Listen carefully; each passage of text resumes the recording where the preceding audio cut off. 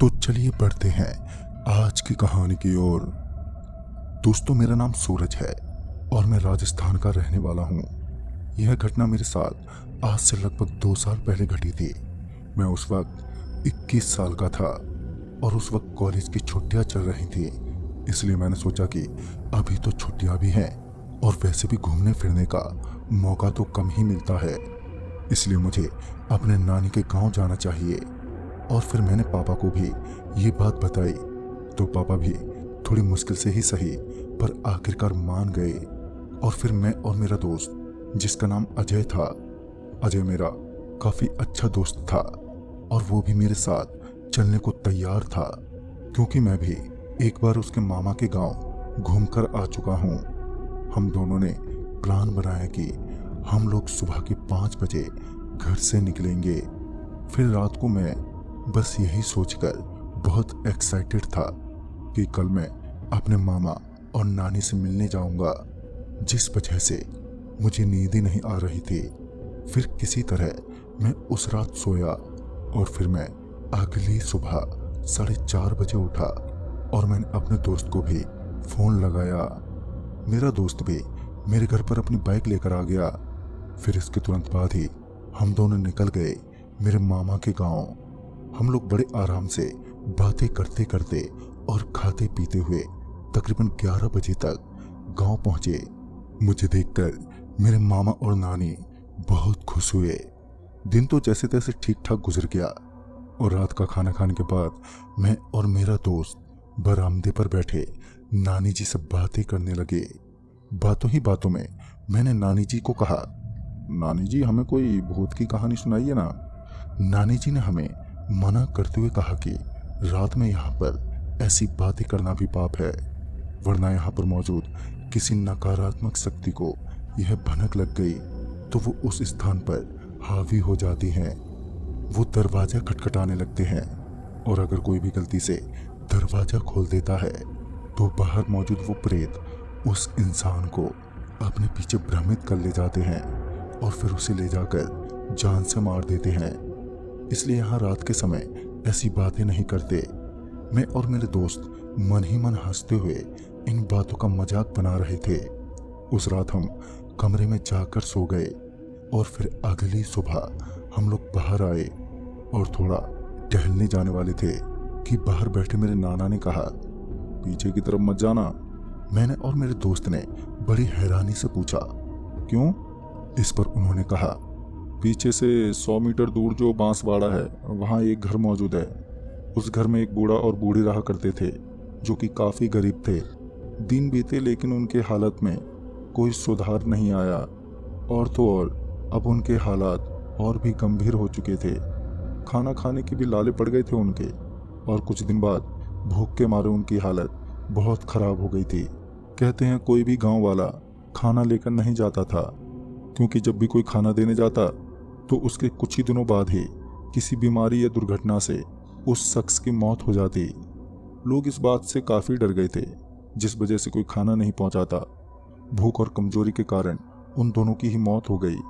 उनका कोई वारिस तो नहीं था और गांव में से भी किसी ने उनका अंतिम संस्कार करना नहीं चाहा और उनकी लाश अंतिम संस्कार किए बगैर ही वहीं पर सड़ गई। बस इसके बाद से बांसवाड़ी से गुजरने वाला कोई भी शख्स आसानी से जिंदा नहीं बचता था। कुछ लोग तो ये भी कहते हैं कि वो बूढ़ी एक डैन बन चुकी है और वो बूढ़ा एक डाया बन चुका है। वो लोग गांव के कई शख्स का शिकार भी कर चुके हैं और जो उनका शिकार होता है वो भी एक प्रेत रूप में आ जाता है, क्योंकि उनका भी शरीर लापता हो जाता है और उसका अंतिम संस्कार नहीं हो पाता। इसलिए गांव में इनकी इतनी चर्चा है पिछले सालों से। ये सारी बातें सुनकर मैं बोल पड़ा, कहानी तो अच्छी थी नाना जी। और ये बोलकर हम वहां से हंसते हुए अपने कमरे में आ गए। उस समय पता नहीं हमारी बुद्धि कहाँ चली गई थी। हमने सोचा कि हम उस बांसवाड़ी में जाएंगे और जाकर आने के बाद हम सबको दिखा देंगे कि ये सब मनगढ़ंत बातें हैं और असल में ऐसा कुछ भी नहीं है वहां पर। फिर मैंने अपने दोस्त से कहा, हम घर से रात के 10 बजे निकलेंगे जब सभी घर वाले सो जाएंगे, क्योंकि हमें पता था कि हमारे घर वाले हमें वहां पर बिल्कुल नहीं जाने देंगे।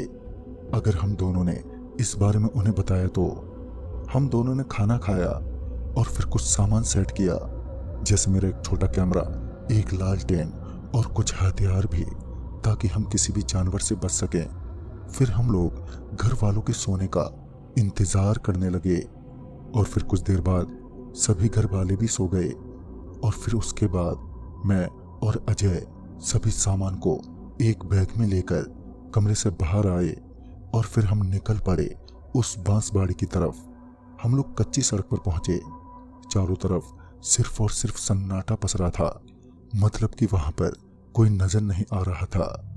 हम दोनों उस घर के पास पहुंचे तो वहां पर केवल सन्नाटा था, जो हमें थोड़े से डर का एहसास करा रहा था, लेकिन मैं बिल्कुल भी डरने को तैयार नहीं था। इसके बाद हम लोग उस घर के अंदर घुसे तो हमने देखा कि वो असल में कोई घर नहीं बल्कि एक टूटा फूटा झोंपड़ा था। हम लोग अभी थोड़ा अंदर गए ही थे कि तभी हमें ऐसा लगा कि हमारे पीछे अभी अभी किसी ने एक हल्की आवाज लगाई है। हम जब पीछे पलटे तो हमने पाया कि ये सिर्फ हमारा एक वहम था, वहां पर असल में कोई भी नहीं था। पर तभी मैंने अपने बगल में देखा तो पाया कि मेरा दोस्त भी अब यहाँ से अचानक गायब था। अब मुझे डर का एहसास हो रहा था क्योंकि मैं वहां पर अकेला छूट गया था। मैं उसे जोर जोर से आवाज देने लगा, अजय अजय कहाँ है यार तू? लेकिन मुझे कोई जवाब नहीं मिला। अब मुझे बहुत डर लग रहा था और मेरे हाथ पैर कांप रहे थे। सच में इससे पहले मैंने इतने डर का अनुभव पहले कभी नहीं किया था। मैं अभी डरा सहमा वहां से बाहर निकला और बाहर की तरफ भागने लगा। मैं वहां से लगातार भागता रहा, पर तभी कुछ देर बाद मुझे एक लाल खूंटा दिखा। तब मैंने ये अनुभव किया कि ये वही जगह है जहां से मैंने भागना शुरू किया था। ये देखकर मुझे कुछ समझ में नहीं आया और अब मैं बुरी तरीके से घबरा चुका था। फिर मैं अपने दोस्त अजय को ढूंढता हुआ तेजी से अंदर की तरफ भागा और फिर मैं एक कमरे में पहुंचा जहां पर कोई भी नहीं था। फिर मैं भागता हुआ बाहर आ गया और जोर जोर से अपने दोस्त अजय को आवाज देने लगा।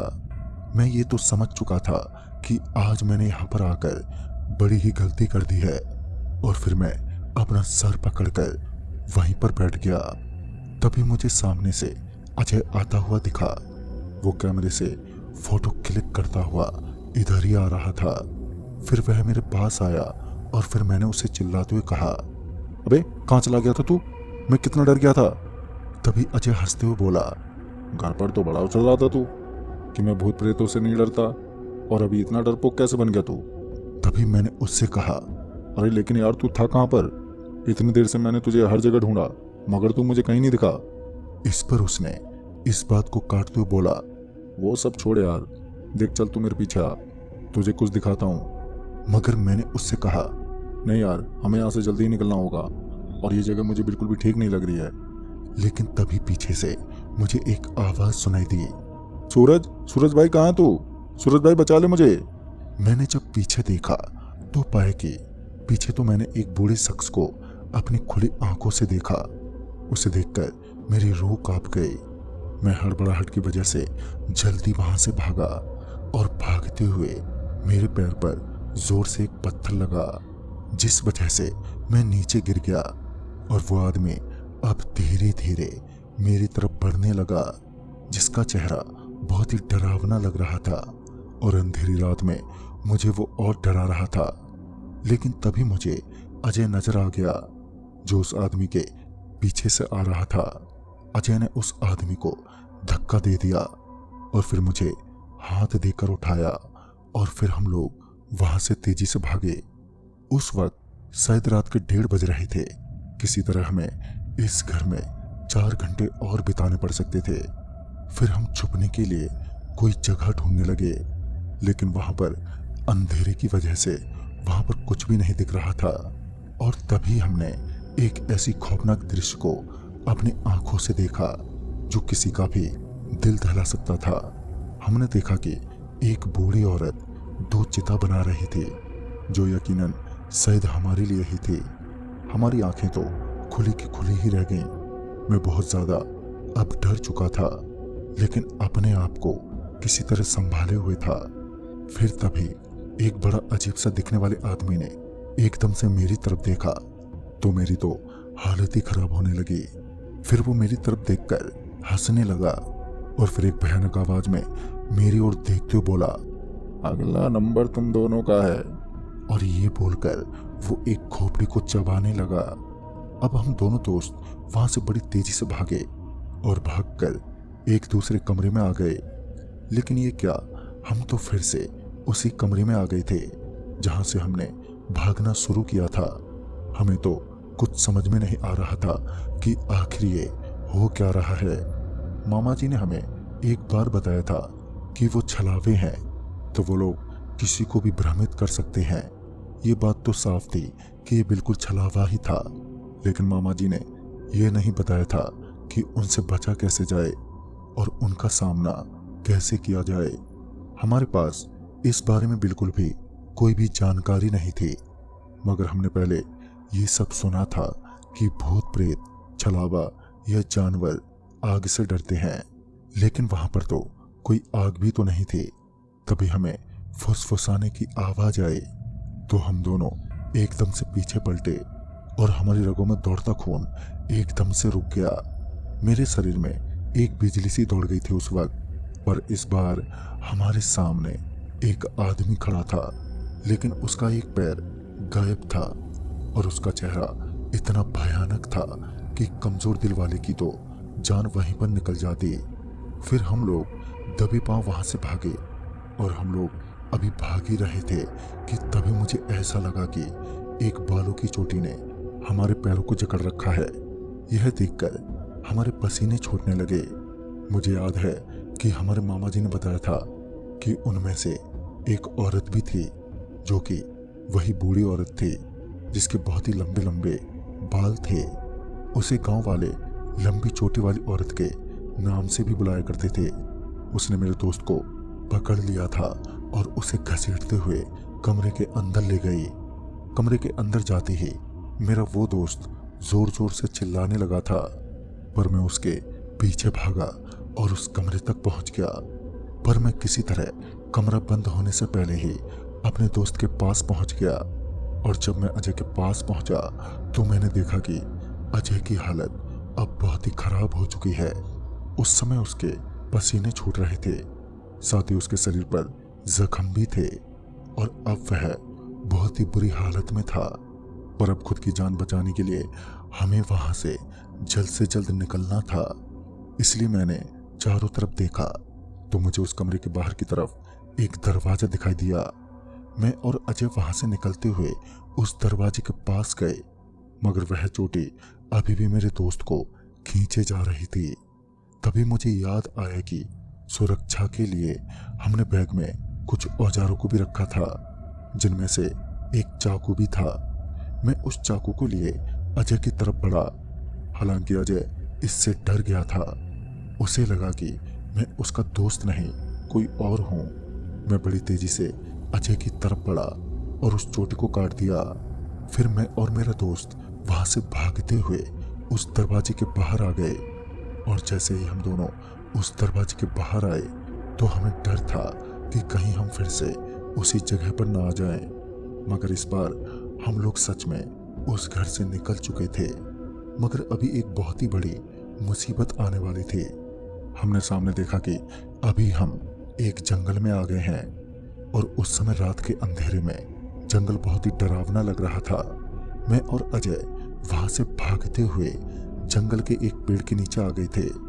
वह पेड़ बहुत ही घना था और उसके नीचे बहुत सी गहरी जगह थी, यानी कि एक गड्ढा बना हुआ था। मैं अपने दोस्त अजय के साथ उस गड्ढे में छिप गया। हमें इतना तो पता था कि अगर हम इस गड्ढे से थोड़ा बहुत भी हिले या फिर निकले तब हमारा मरना पक्का है। मैं और मेरा दोस्त वहीं पर बैठे रहे और यह सोचने लगे कि अब हम यहाँ से भागे तो भागे कैसे। मेरे दोस्त अजय ने तभी अपना फोन निकाला, तब उसके चेहरे पर एक खुशी थी।